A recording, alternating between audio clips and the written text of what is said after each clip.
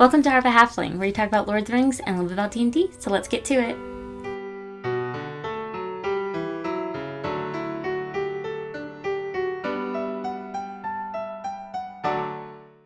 So today we're going to be talking about Tulkas. So here as my guest is my personal Tulkas. It's my husband. So we're just going to do a quick recap, and then we're just going to kind of talk about why we love Tulkas so much. So just as a recap, Tulkas is a Valar. He also goes by Astaldo the Valiant, and he's the last Valar to come to Arda to aid against Melkor. He delights in wrestling and contests of strength, and he can outrun all things that go on feet, and he is tireless. And his wonderful description is his hair and beard are golden, flesh is ruddy, and his weapons are his hands. I love that description. And it says that he's not a good counselor. He gives no thought to past or future, but he is a good friend. So Tulkas is the last Valar to join the group in the creation of Arda, and it says that hearing in the far heaven that there was battle in the little kingdom, Arda was filled with the sound of his laughter, and in comes Tulkas to defeat Melkor. And Melkor, it says that when he hears his laughter, knows that Tulkas is coming and flees and runs away. And here we have Tulkas staying in Arda, and therefore Melkor stays away for a while. And so now we have the Spring of Arda, where Tulkas is sort of aiding in protecting the land from Melkor, and that Melkor is kind of off in the shadows, kind of watching for his time to attack. And it says that Tulkas and Aule are super exhausted from, rebuilding everything and from, trying to keep Melkor away. But Manwë is like, no, we're going to throw this great feast. And the two of them are like, that's a really bad idea, Manwë. But he doesn't care. He's going to throw this big party and has Tulkas and Nessa wed. And everybody's happy. Everybody's thinking it's a good time. And here, Tulkas falls asleep. And Melkor finds his chance to attack. And he comes in and attacks. And so we have, this big fight and the fall of the lamps, or the destruction of the lamps. And then we get Valinor and all this stuff. And it says that, Tulkas goes and into Autumno, and he's, trying to fight all of these creatures, trying to do his part in all of this, or trying to find Melkor and everything. So then we have the creation of Valinor and of Aman, and everybody thinks they're good and kosher for a time. Then we have the creation of the trees of Valinor. Then we jump forward in time to elves. So there's this big gap. So we jump to when the elves awaken, and now the Valar have a problem. Melkor's still out there. What are we going to do now that we have elves? Which, again, they didn't know about the elves for a few hundred years. But now they know that the elves are here, so we have the War of Powers, and here we have Tulkas once again coming in and fighting Melkor and capturing him. And so now we have Melkor in captivity, who gets taken back to Valinor. And Tulkas now just kind of does his thing. He's been the muscles, he's been the fight against Melkor. Well, Melkor is, in captivity, so he's enjoying a few well-earned comforts. Yeah, I guess so, yeah. And after Melkor's punishment of 3 ages, so 3,000 years of punishment, Manwë releases him, and it says that Tulkas and Ulmo are not happy with this, but they don't want to go against Manwë's commands. And so Tulkas, it says that every time he sees Melkor, he just kind of clenches his fist. And then we have the destruction of the trees. So we have Melkor and Ungoliant destroying the trees of Valinor and escaping. And when they do escape, it says that, there's like this big shadow cast behind them. And it says that Tulkas and Arome go off and, to where they believe Melkor has gone. They can't see anything. It's like a void. And so Tulkas is just hitting the air, trying to get at something. So, yeah, that's our main man, Tulkas. He, I think the next time that we hear from him is shortly after this, where he is getting onto Feanor saying, don't forget where those Silmarils came from. Like, those creations are actually from Yavanna, so you need to hand them back. And Owl's kind of like, cool your jets there.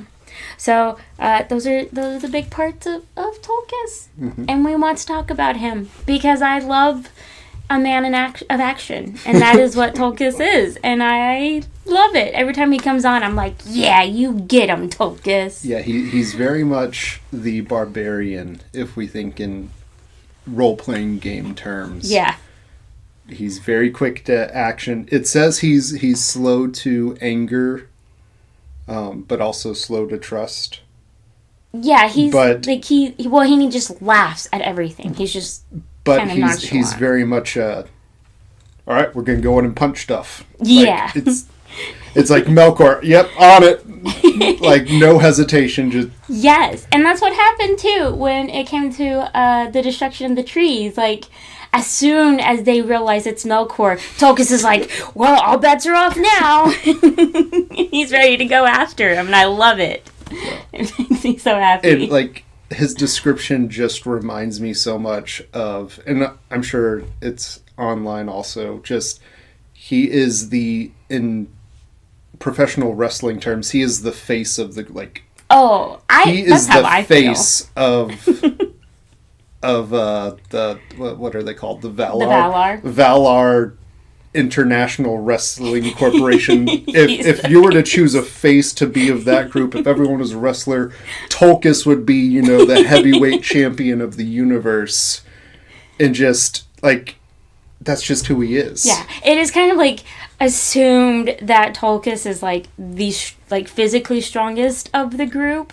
And so we made that meme a long time ago of, like, from Thor Ragnarok.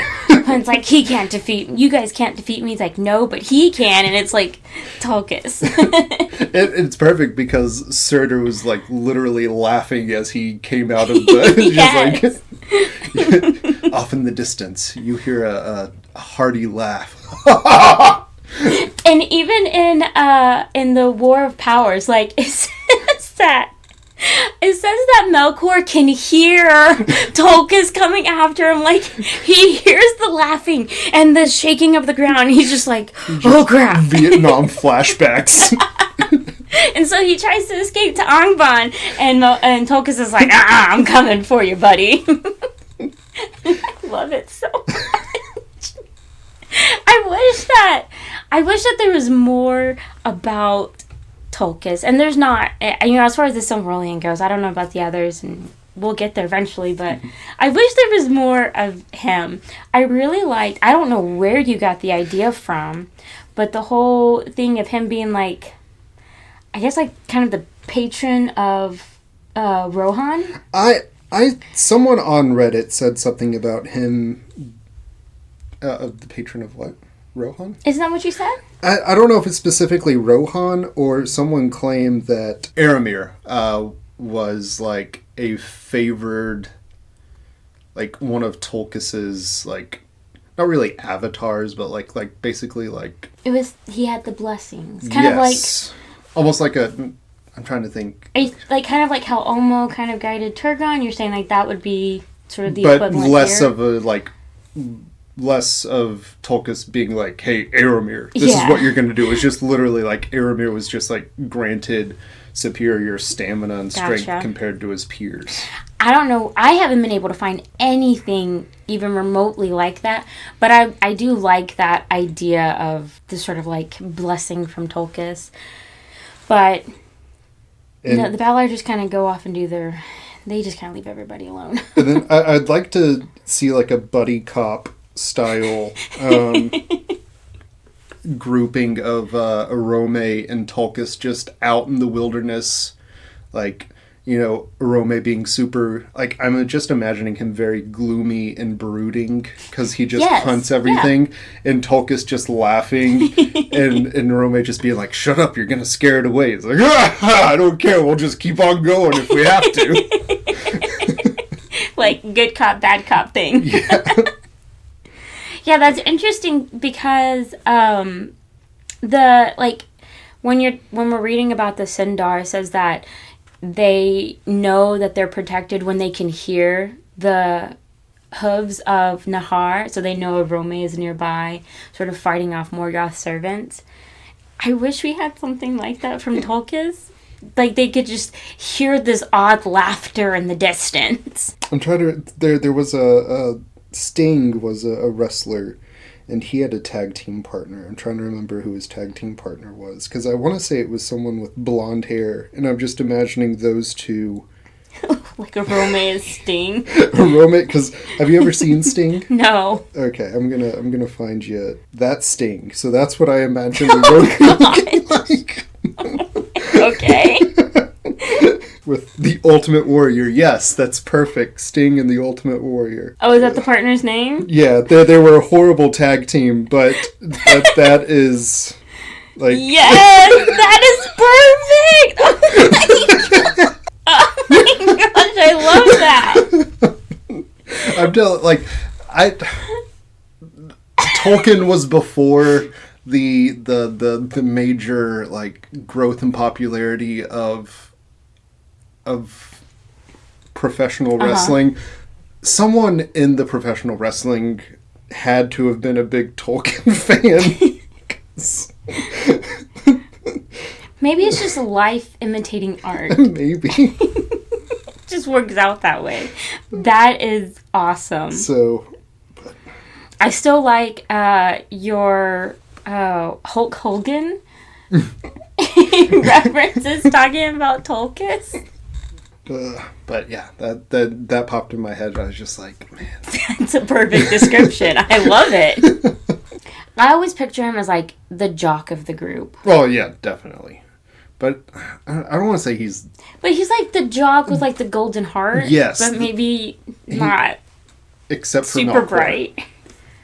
He's got a heart for everyone except Melkor. Right, but that's the bad guy, so it's okay. Yeah.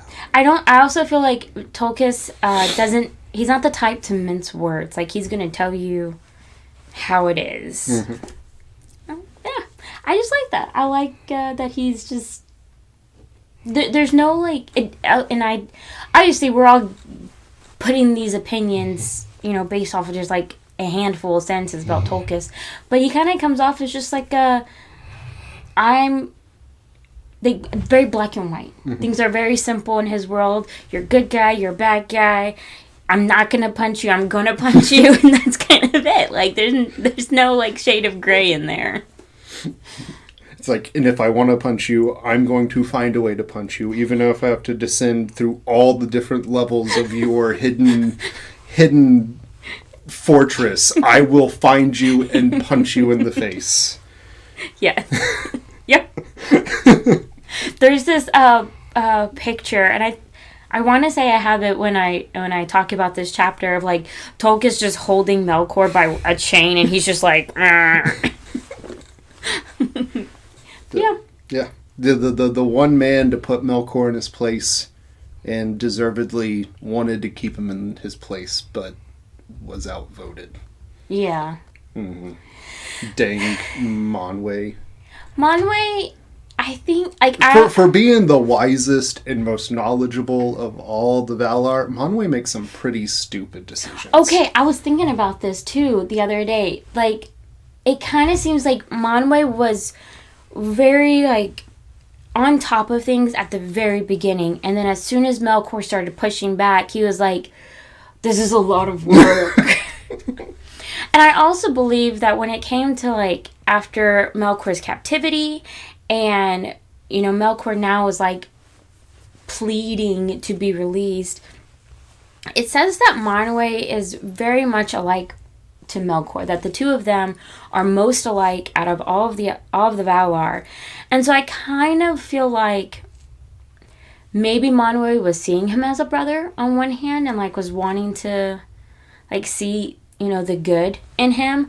I also kind of wonder though, if you're still alike with the person and if they do something bad, do you see that bad in you? And so I always got the feeling that Manwë wanted to see good in Melkor, because maybe that would reflect on like his like level of good and evil in himself. That may be thinking too deep about it, but that's what I always thought. But that's not Tulkas. Tulkas is like, he's a bad guy. That's it. No more discussion. You punch bad guys. You punch bad guys. So. And if you can punch the bad guy, you punch as close to the bad guy as you can and hope you hit. So. But that's Tulkas. Yeah. And I love him so much. I get so excited every time I read about him. So yeah. You got anything else? No, just Tulkas is everything a man should be. Not really. Everything a man should be. Just you go for the simplest, easiest path and make it happen. That's going to be the title of this episode, Tulkas. Everything a man should be. I love it. Well, there you go. Our discussion about Tulkas, our favorite Valar to read about, and we wish we read more about him. Yes. Tolkien people out there, give us more Tulkas, okay? Yeah. Like they're gonna listen to us. Anyways, I hope you guys enjoyed this. We definitely did. We always love talking about Tulkas. But I hope you guys have a wonderful week, and may your homes be filled with food and cheer. Bye. Bye.